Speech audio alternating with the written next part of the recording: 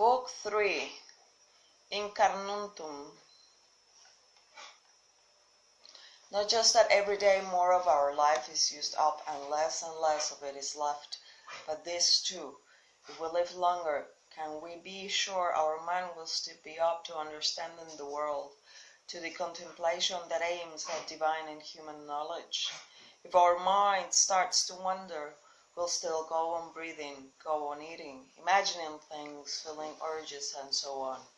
But getting the most out of ourselves, calculating where our duty lies, analyzing what we hear and see, deciding whether it's time to call it quits. All the things you need a healthy mind for, all those are gone. So we need to hurry, not just because we move daily closer to death, but also because our understanding, our grasp of the world might be gone before we get there. We should remember that even nature's inadvertence has its own charm, its own attractiveness. The way loaves of bread split open on top of the oven, the ridges are just byproducts of the baking and yet pleasing. Somehow, they arose our appetite without knowing why, or how ripe figs begin to burst. An olive on the point of falling, the shadow of decay gives them a particular beauty. Stalks of wheat bending under their own weight, the furrowed brow of the lion, flecks of foam on the boar's mouth.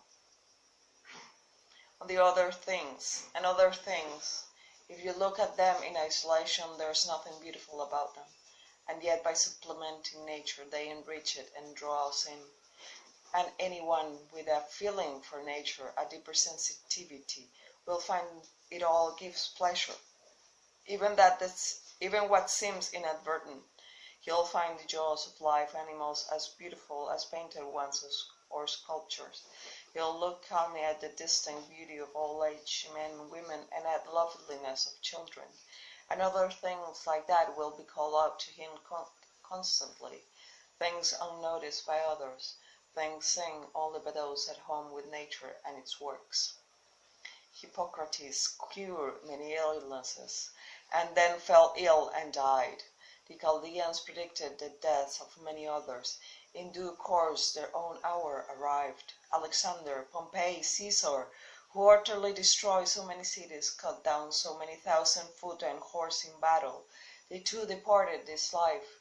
Heraclitus often told us the world will end in fire, but it was moisture that carried him off. He died smeared with cow shit.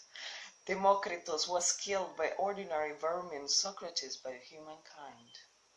And you boarded, you set sail, you've made the passage, time to disembark. If it is for another life, well, there's nowhere without gods on that side either.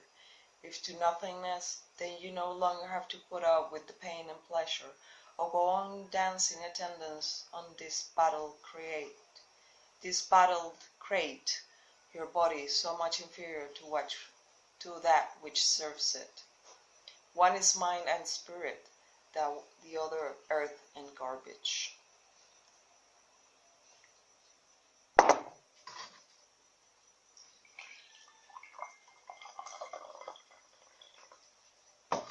Don't waste the rest of your time here worrying about other people,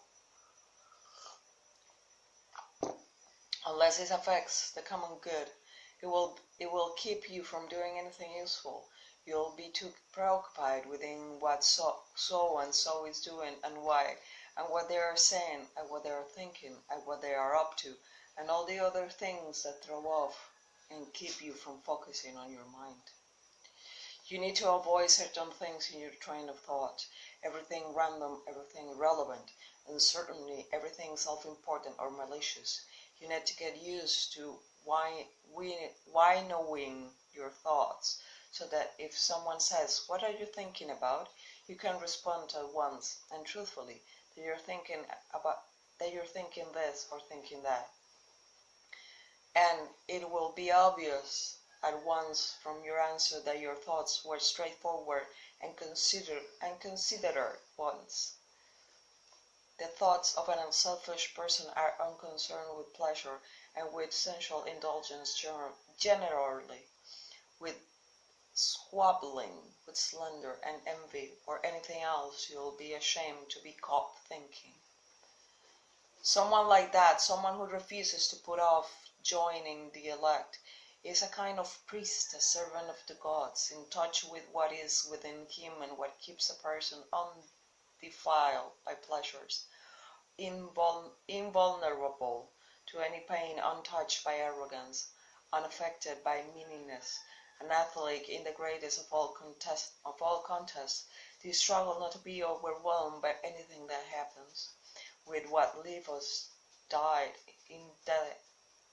indelibly by justice, welcoming wholeheartedly whatever comes, whatever we are assigned, not worrying too often, or with any selfish motive, about what other people say or do or think.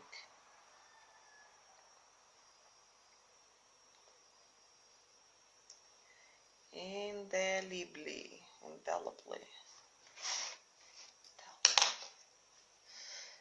He does only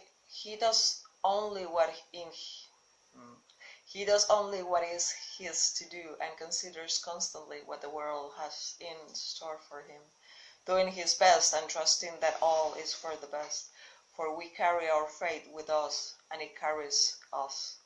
He keeps in mind that all rational things are related, and that to care for all human beings is part of being human, which doesn't mean we have to share their opinions. We should listen only to those whose lives conform to nature, and the others, he bears in mind what sort of people they are, both at home and abroad, by night as well as day, and who they spend their time with, and he cares nothing for their praise, men who can't even meet their own standards, how to act. Never under compulsion, out of selfishness, without forethought, with misgivings. Don't gossip up your thoughts. No surplus words or unnecessary actions. Let the spirit in you represent a man and an adult, a citizen, a Roman, a ruler, taking up his post like a soldier and patiently awaiting his recall from life, needing no oath or witness. Cheerfulness, without requiring other people's help, or serenity supplied by others. To stand up straight, no straightening.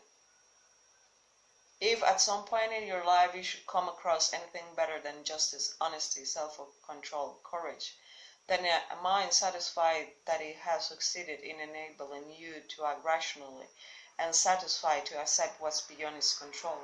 If you find anything better than that, embrace it without reservations. It must be an extraordinary thing indeed, and enjoy it to the full.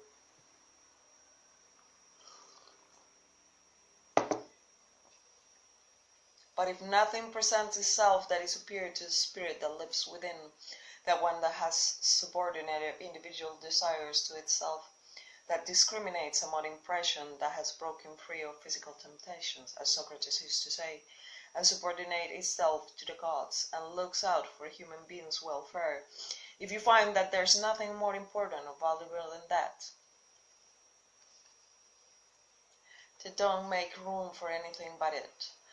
For anything that might lead you astray, tempt you off the road, and leave you unable to devote yourself completely to achieving the goodness that is unlikely yours. It will be wrong for anything to stand between you and attaining goodness as a rational being and a citizen. Anything at all, the applause of the crowd, high office, wealth, or self-indulgence, all of them seem to be compatible with it for a while, but suddenly they control us and sweep us away. So make your choice straightforwardly, once and for all, and stick to it. Choose what's best. Best is what benefits me. As a rational being, then follow through, or just as an animal, then say no and stand your ground without making a show of it. Just make sure you've done your homework first.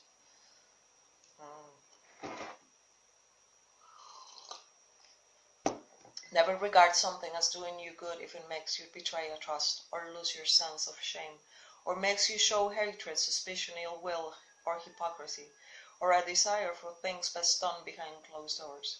If you can privilege your mind, your guiding spirit, and your reverence for its powers, that should keep you clear of dramatics, of wailing and gnashing of teeth. You won't need solitude or a cast of thousand either. Above all, you'll be freed of fear and desire, and how long your body will contain the soul that inhabits it will cause you not a moment's worry. If it is time for you to go, live willingly, as you will, to accomplish anything that can be done with grace and honor, and concentrate this your whole life long, for your mind to be in the right state, the state a rational civic mind shall be in. The mind of one set straight and purified, no pus, nor dirt, no scabs, and not a life cut short by death like an actor who stopped before the play is done, the plot wound up. Neither servility nor arrogance, neither crying nor disdain, neither excuses nor evasions. Your ability to control your thoughts, treated with respect, it's all that protects your mind from false perceptions, false to your nature, and that all rational beings. That it's what makes thoughtfulness possible, and affection of other people, and submission to the divine. Forget everything else, keep hold of this alone, and remember it. Each of us lives only now, this brief instant. The rest has been lived already, or it's impossible to see. The span we live is small, small as the corner of the earth in which we live in, small as even the greatest renown, pass from mouth to mouth by short-lived stick figures, ignorant alike of themselves and those long dead. To the standbys above, add this one, always to define whatever it is we perceive, to trace it outline, so we can see what it really is, its substance, stripped bare, as a whole, unmodified, and to call it by its name, the thing itself that is components to which it will eventually return. Nothing is so conducive to spiritual growth as this capacity for logical and accurate analysis for everything that happens to us, to look at it in such a way that we understand what needs it fulfills and in what kind of world, and its value to that world as a whole, and to maintain particular as a citizen of that higher city, of which all other cities are mere households. What is it? This is that now forces itself on my notice. What is it made of? How long was it designed to last? And what qualities do I need to bring to bear on it? Tranquility, courage, honesty, trustworthiness, straightforwardness, independence, or what?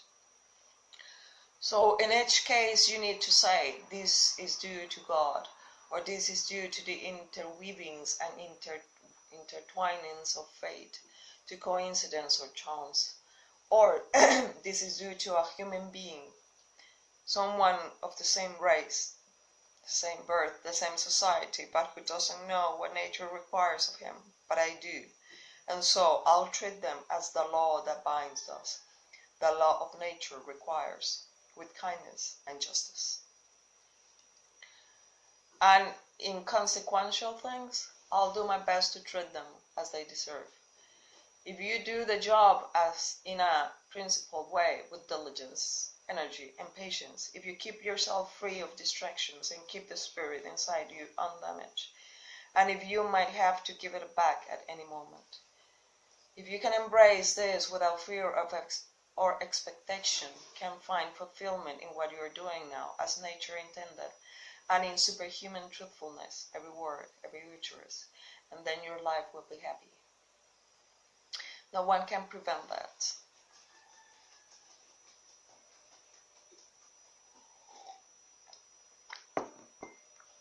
Doctors keep their scalpels and other instruments handy for emergencies. Keep your philosophy ready to understand heaven and earth. In everything you do, even the smallest thing, remember the chain that links everything. Nothing earthly succeeds by ignoring heaven. Nothing heavenly by ignoring the earth. Stop drifting. You're not going to reread your brief comments or deeds of the ancient Greeks and Romans, the commonplace books you save for your old age. Sprint to the finish, write off your hopes, and if your well-being matters to you, be your own savior while you can. That's a good one. They don't realize how much is included in stealing, sewing, buying, resting, seeing to business, not with the eyes, but another kind of sight. Body, soul, mind, sensations, the body, desires, the soul, reasoning, the mind. To experience sensations, even grazing beasts do that. To let your desires control you, even wild animals do that.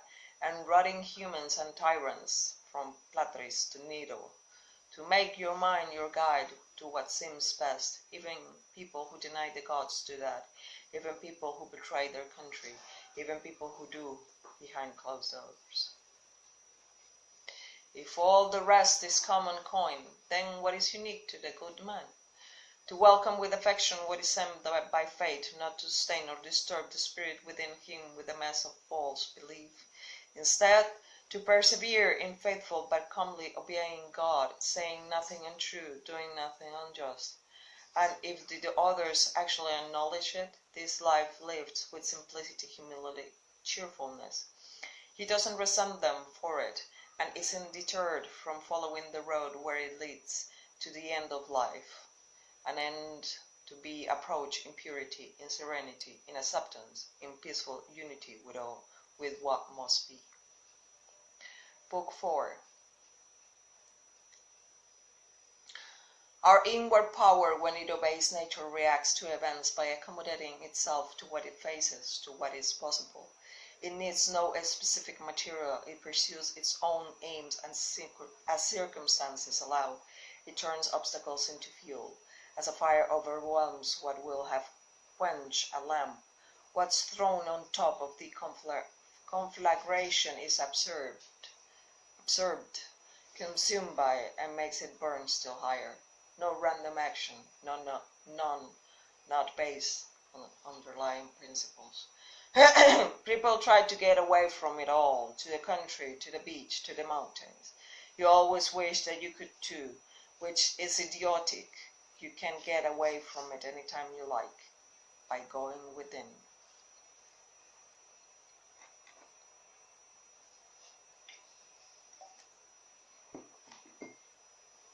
Now where you can go is more peaceful, more free of interruptions, and your own soul, especially if you have other things to rely on.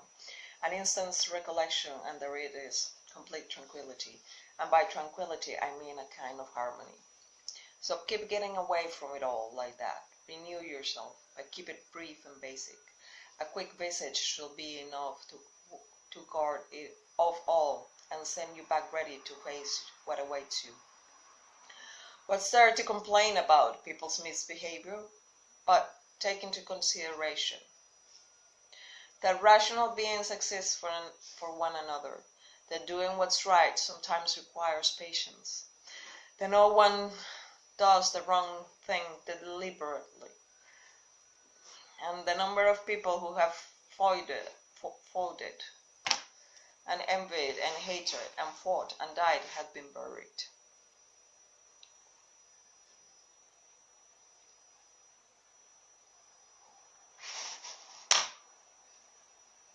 And keep your mouth shut. Or are you complaining about the things the world assigns you? But consider the two options, providence or atoms, and all the arguments of seeing the world as a city. Or is it your body? Keep in mind that when the mind detaches itself and realizes its own nature, it no longer has anything to do with ordinary life. The rough and the smooth, either one, and remember all you've been taught and accepted about pain and pleasure. Or is it your reputation that's bothering you, But look at how soon we're all forgotten. The abyss of endless time that swallows it all. The emptiness of all those applauding hands. The people who praise us, how capricious they are, how arbitrary. And the tiny region in which it all takes place. The whole earth a point in space, and most of it uninhabited. How many people there will be to admire you, and who they are. So keep this refuge in mind, the back roads of yourself. Above all, no strain, no stress. Be straightforward, look at things like a man, like a human being, like a citizen, like a mortal. And among the things you turn to, these two. First, that things have no hold on the soul. They stand there unmoving, outside it. Disturbance comes only from within, from our own perceptions. That everything you see will soon alter and cease to exist. Think of how many changes you've already seen. The world is nothing but change. Our life is only perception. True.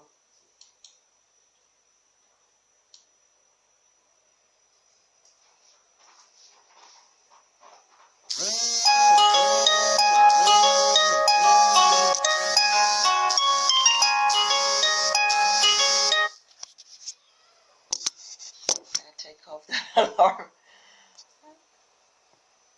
If thought is something we share, then so is reason, what makes us reasoning beings. If so, then the reason that tells us what to do and what not to do is also shared. If so, we share a common law, and thus we're fellow citizens, and fellow citizens of something. And in that case, our state must be the world. What other entity could all humanity belong to? And from this state that we share, come thought and reason and law. Where else could they come from? The earth that composes me derives from earth, the water from some other element. The air from its own source, the heat and fire from theirs, since nothing comes from nothing or returns to it. So thoughts must derive from somewhere as well. Death, something like birth, a natural mystery, elements that split and recombine. Not an embarrassing thing, not an offense, not to reason or nature. That sort of person is bound to do that. You might as well resent a fig tree for secreting juice. Anyway, before very long you'll be dead and soon forgotten. Choose not to be harmed, and you won't feel harmed. Don't feel harmed, and you haven't been. It can ruin your life it can ruin your life only if it ruins your character. Otherwise, it cannot harm you, inside or out. It was for the best, so nature had no choice but to do it. That every event is the right one. Look closely, and you'll see. Not just the right one overall, but right, as if someone had weighted it out with scales. Keep looking closely like that and embody it on your own actions. Goodness, what defines a good person. Keep to it in everything you do. Know what your enemy sees and hopes you will, but what's really there.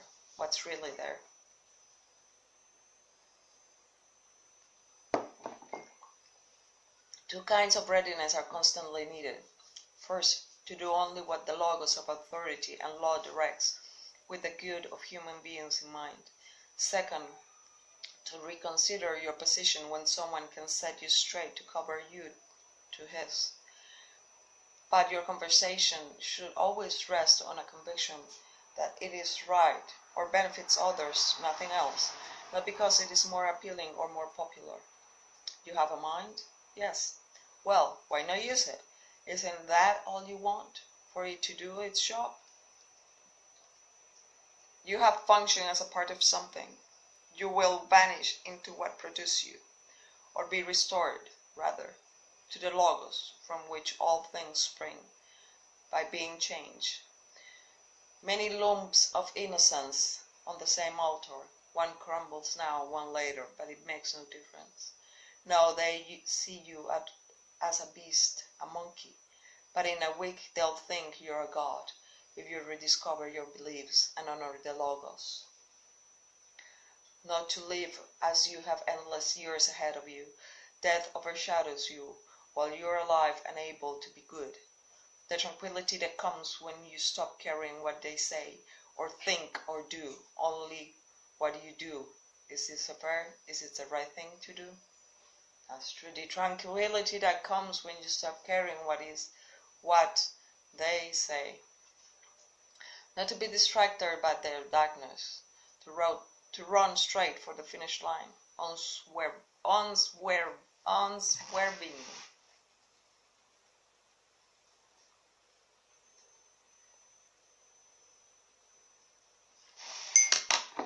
People who are excited by posthumous fame forget that the people who remember them will soon die too, and those after them in return enter their memory, pass from one to another like a candle flame, gutters and goes out. But suppose that those who remember you were immortal and your memory undying, what good will it do to you? What good will it do you? I don't just mean when you're dead, but in your own lifetime. What use is praise, except to make your lifestyle a little more comfortable?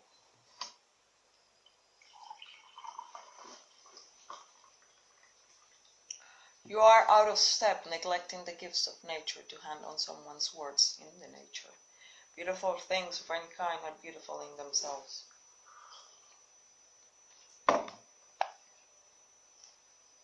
And sufficient to themselves. Praise is extraneous. The object of praise remains what it was, no better and no worse. This applies, I think, even to beautiful things in ordinary life, physical objects, artworks.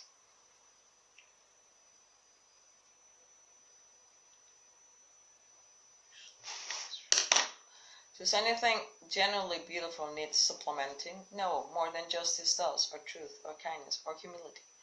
Are any of those improved by being praised, or damaged by contempt? Is an emerald suddenly flawed when no one admires it, or gold, or ivory, or purple, lyres, knives, flowers, bushes?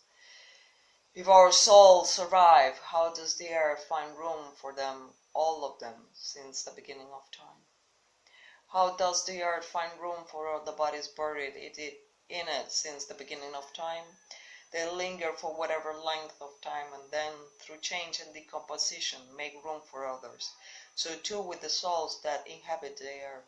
They linger a little, and then are changed, diffused, and kindled into fire, absorbed into the Logos, from which all things spring and make room for new arrivals. One possible answer. But we shouldn't think only of the mass of the buried bodies. They are the ones consumed on a daily basis by us and by other animals. How many are swallowed up like that, entombed in the bodies of those nourished by them, and yet there is no room for them at all, converted into flesh and blood, transformed into earth and fire. How is the truth of this determined?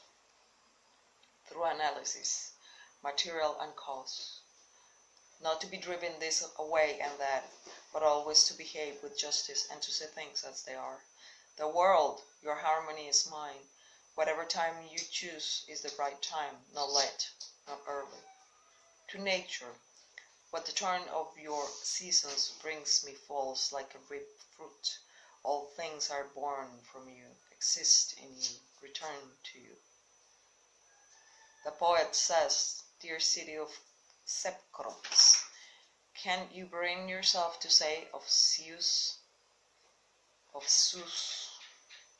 if you seek tranquility, do less, or more accurately, do what's essential, what the Logos of a social being requires, and the requisite way, which brings a double satisfaction, to do less better, because most of what we say and do is not essential. If you can eliminate it, you'll have more time and more tranquility. Ask yourself at every moment, is this necessary? But we need to eliminate unnecessary assumptions as well, to eliminate the unnecessary actions that follow. And then you might see what the life of the good man is like, someone content with what nature assigns him, and satisfied with being just and kind himself. You've seen that. Now look at this. Don't be disturbed. Uncomplicate yourself. Someone has done wrong to himself. Something happens to you. Good. It was meant for you by nature, woven into the pattern from the beginning. Life is short. That's all there is to say. Get what you can from the present, thoughtfully, justly, unrestrained moderation, an ordered world or a mishmash, but still an order. Can there be order within you and not in everything else, in things so different, so dispersed, so intertwined? Character, dark, womanish, obstinate, wolf, sheep, child, fool, cheat, buffoon, salesman, tyrant, alien, one who doesn't know what the world contains or how it operates, fugitive, one who evades his obligation to others, blind, one who keeps his eyes of his mind shut tight, poor, requiring others, not having the necessities of life in one's own possession, rebel, one who is rebellious, one who withdraws from the logos of nature because he resents its workings. It produced you, now it produces this. Schematic, one who separates his own soul from others with the logos. There should be one.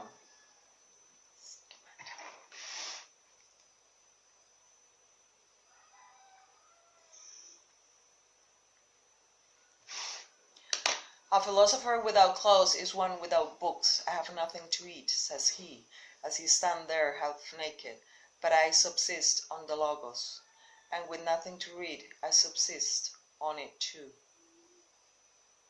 Love the discipline you know, and let it support you, and trust everything willingly to the gods, and then make your way through life, no one master, and no one slave. The age of Vespasian, for example, people doing the exact things, marrying, raising children, getting sick, dying, waging war, throwing parties, doing business, farming, flattering, boasting, distrusting, plotting, hoping others will die, complaining about their own life, falling in love, putting away money, seeking high office and power. And that life they led is nowhere to be found. Or the age of Trajan, the exact same things, and that life too gone.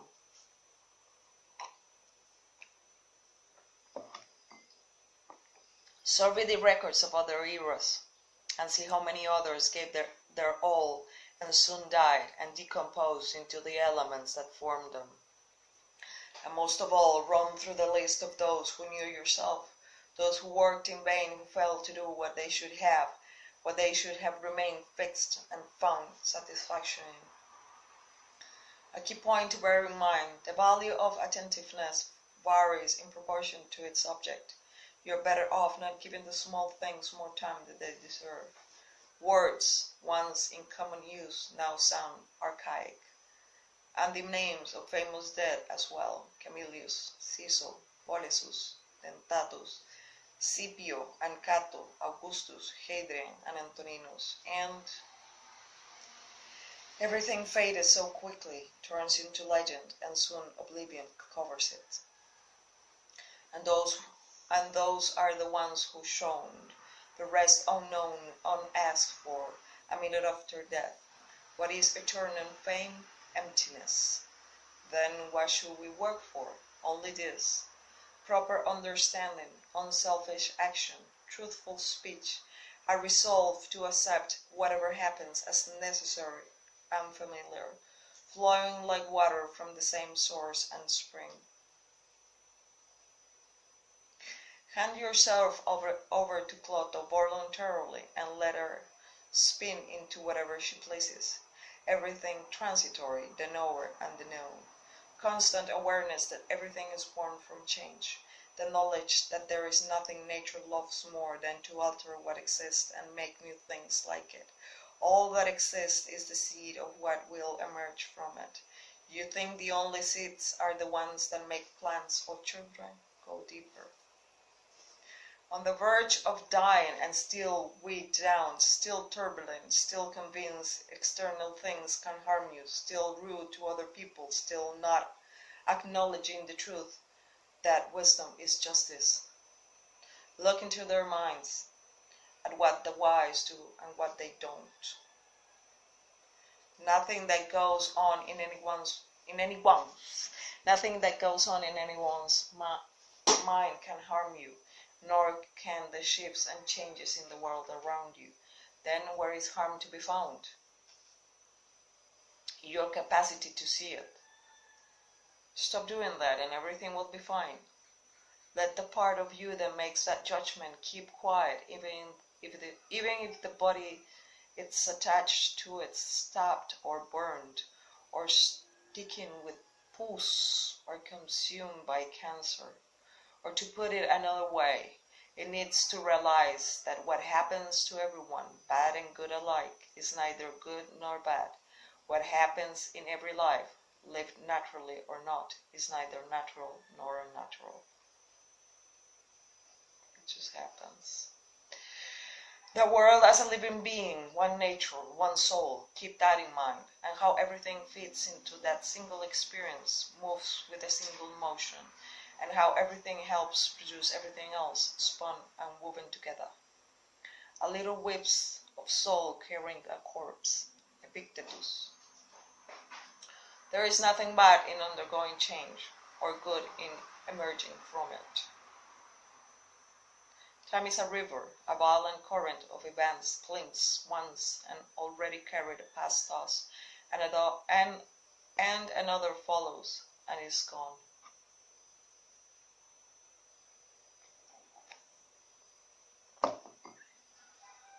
Everything that happens is as simple and familiar as the rose in spring, the fruit in summer, disease, death, blasphemy, conspiracy, everything that makes stupid people happy or angry. What follows coheres with what went before, not like a random catalogue whose order is imposed upon it arbitrarily, pathologically connected, and just as what exists is order and harmonious, what comes into being betrays an order too, not a mere sequence, but an astonishing concordance. Remember, Heraclitus, when earth dies, it becomes water, water, air, air, fire, and back to the beginning. Those who have forgotten where the road leads, they are at odds with what is all around them, the all-directing logos, and they find alien what they meet with every day. Our words and actions should not be like those of sleepers, for we act and speak in dreams as well, or of children copying their parents, doing and saying only what we have been told. Suppose that God announced that you were going to die tomorrow or the day after. Unless you were a complete coward, you wouldn't kick up a fuss about which day it was. What difference could it make? Now recognize that the difference between years from now and tomorrow is just as small. Don't let yourself forget how many doctors have died after furrowing their brows over how many deathbeds, how many astrologers after pompous forecasts about others' ends, how many philosophers after endless discussions on death and immortality, how many warriors after inflicted thousands of casualties themselves, how many tyrants after abusing the power of life and death atrociously as if they were themselves immortal. How many whole cities have met their end, Elike, Pompeii, Herculaneum, and countless others, and all the ones you know yourself, one after another, one who laid out another for burial, and was buried himself, and then the man who buried him, and all the same short space of time. In short, know this: human lives are brief and tribal. Yesterday a blob of semen, tomorrow embalming fluid, ash. To pass through this brief life as nature demands, to give it up without complaint, like an olive that ripens and falls, praising its mother, thanking the tree it grew on, to be like the rock that the waves keep crashing over. It stands unmoved, and the raging of the sea falls still around it. It's unfortunate that this has happened. No, it's fortunate that this has happened, and I've remained unharmed by it, not shattered by the present or frightened of the future. It could have happened to anyone, but not everyone could have remained unharmed by it. By treat that one as a misfortune rather than the other as fortunate? Can you really call something a misfortune that doesn't violate human nature? Or do you think something that's not against nature's will can violate it? But you know what its will is. Does what's happened keep you from acting with justice, generosity, self-control, sanity, prudence, honesty, humility, straightforwardness, and all the other qualities that allow a person's nature to fulfill itself? So remember this principle: when something threatens to cause you pain, that thing itself was no misfortune at all. To endure it and prevail it is great good fortune.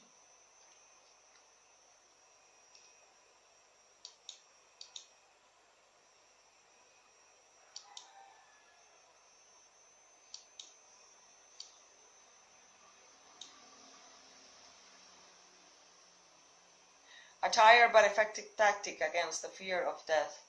Think of the list of people who had to be pried away from life. What did they gain by dying old? In the end, they all slipped 6 feet under. Cadicianus, Fabius, Julian, Lepidus, Cadecianus, and all the rest. They buried their contemporaries and were buried in turn. Our lifetime is so brief, and to live it out in these circumstances among these people in this body, nothing to get excited about. Consider the abyss of time past, the infinite future, 3 days of life or 3 generations. What's the difference? Take the shortest route, the one that nature's planned, to speak and act in the healthiest way. Do that and be free of pain and stress, free of all calculation and pretension.